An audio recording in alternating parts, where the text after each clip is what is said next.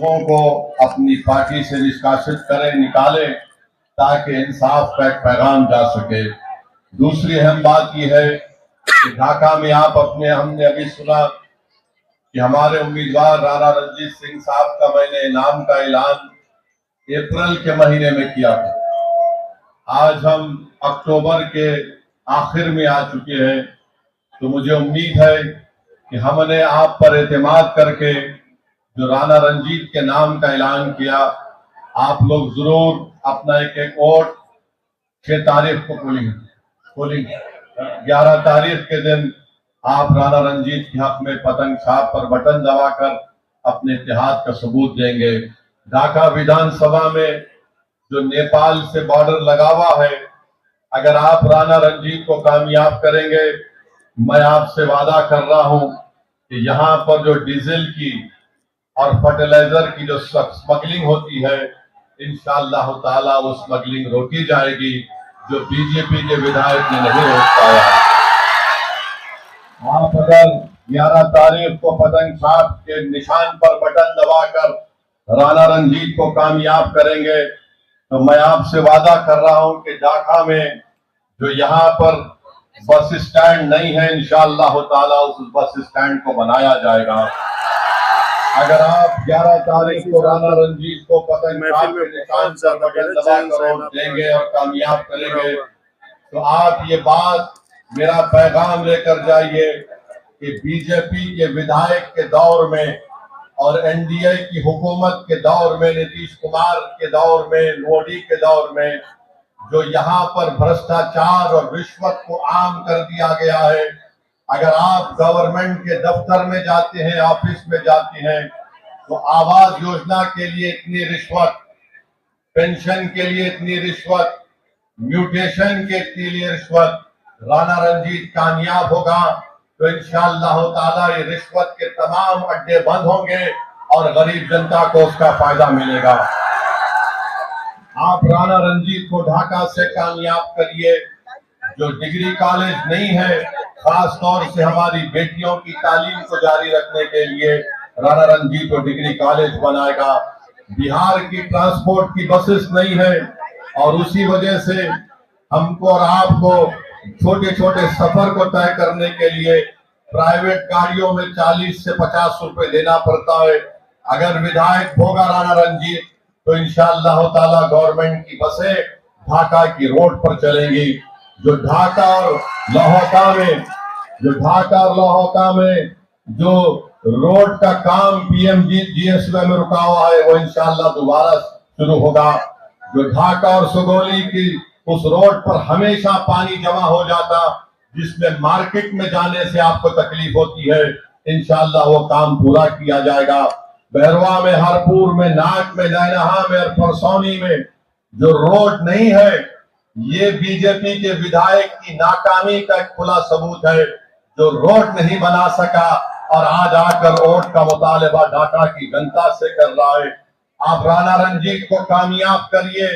यहाँ का नौजवान पलायन करता है। मैंने खुद अपनी आंखों से देखा कि बंबई में जो लोग बैग बनाते हैं, ऐसे 25,000 ढाका के नौजवान अपनी माँ और बहन और अपनी बीवियों को और अपने नौजवान बच्ची और औलाद को छोड़कर अपना पेट काटने के लिए, अपने घर में चिराग जलाने के लिए वो बच्चे मुंबई में जाकर बैग बनाते हैं। यहाँ पर इंडस्ट्री खोली जा सकती है। शर्त यह है कि आपके विधायक में इखलास हो, जो हुकूमत से लड़कर यहाँ पर इंडस्ट्री बनाए। ये काम इंशाअल्लाह ताला राणा रंजीत करेगा। ढाका का नौजवान पंजाब की खेतों में काम कर रहा है। दिल्ली में बिल्डिंगें बनती हैं, तो बहैसियत एक लेबर का काम ढाका का नौजवान करता है। कौन सा डबल इंजन सरकार का काम यहाँ पर हुआ, बताइए। ढाका में मनरेगा का काम साल में 25 दिन अगर किसी गरीब को मिल गया तो बहुत बड़ा कारनामा हो गया। और आप जानते हैं मेरे भाई कि केशरिया में ढाका ईस्ट की पंचायत में जो अस्पताल है, वहां पर एक्सरे की मशीन नहीं है, वहां पर खून का टेस्ट नहीं होता है। और 8वीं जमात के बाद, 8th क्लास के बाद ढाका में हमारी बेटियों को पढ़ने के मौके नहीं मिलते हैं। बताओ जायसवाल, तुमने कौन सा काम किया? तुम्हारी डबल इंजन की सरकार थी। डबल इंजन कहाँ का डबल इंजन? इंजन है का खाली एक बदनाम बोलते हैं, मगर काम तो कुछ नहीं हुआ।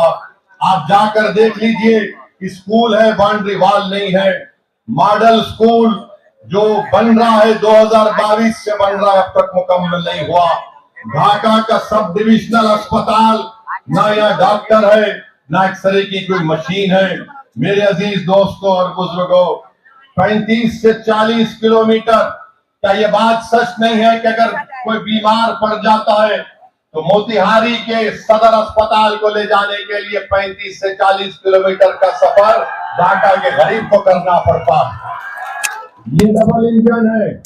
ये कहाँ का डबल इंजन? ये इंजन चलता नहीं, सिर्फ दिखाने के लिए है बीजेपी का और नीतीश कुमार का। और आप जानते हैं कि सैलाब आता है, जो नदी है बागमती और लाल बकिया, इसका खास असर नैनहा में और बसगढ़ी में पड़ता है। इस नौजवान को कामयाब करो। मैं इन गांव के रहने वालों से अपील कर रहा हूं कि आप अगर राणा रंजीत को कामयाब करेंगे तो इंशाअल्लाह ताला ये मसाइल हल होंगे।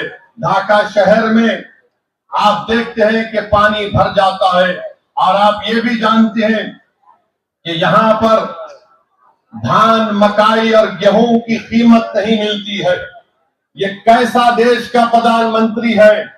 ये कैसा बिहार का मुख्यमंत्री है जो बिहार की जनता को झूठ पे झूठ बोला जा रहा है? किसान को उसकी कीमत नहीं मिलती, ना मकाई की कीमत मिलती, ना गेहूं की मिलती, ना धान की मिलती है। आपको जरूरत है तो एक काम करने वाले विधायक की जरूरत है। सिंचाई का कोई इंतजाम नहीं है। डीजल ट्यूबवेल की वजह इस्तेमाल करने की वजह से किसान को बड़ी तकलीफ हो जाती है, उसके मुनाफे में कमी आ जाती है। क्या इस विधायक ने यहाँ पर किसानों के लिए कोई कोल्ड स्टोरेज का इंतजाम किया? जोर से बोलिए, इंतजाम किया? अल्लाह करे कि उसकी कान में आपकी नहीं की आवाज सुनाई दे दे। आप बताइए, बीजेपी और जेडीयू बार बार कहते हैं कि हमने ऐसा कर दिया।